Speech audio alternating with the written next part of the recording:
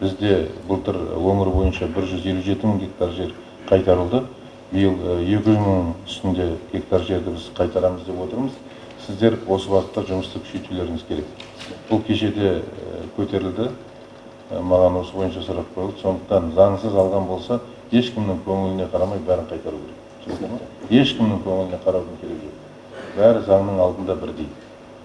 Біздің ағайындардан бастап түсінікті ғой. Қайтару керек, барлығын ести. Заңсыз кеткен болса.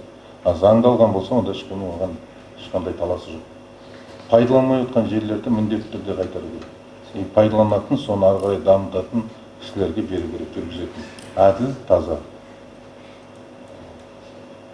Конкурс арқылы, аукциондар арқылы. Түсінікті ғой? Осы бағытта жұмыс жасаңыздар. Өйткені көп бізге осыған байланысты арыз шағымдар түседі, жайылымдық жер жетпей жатыр деген.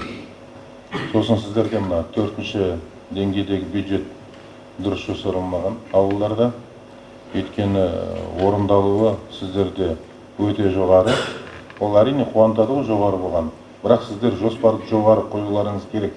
Сол кезде талап етесіздер.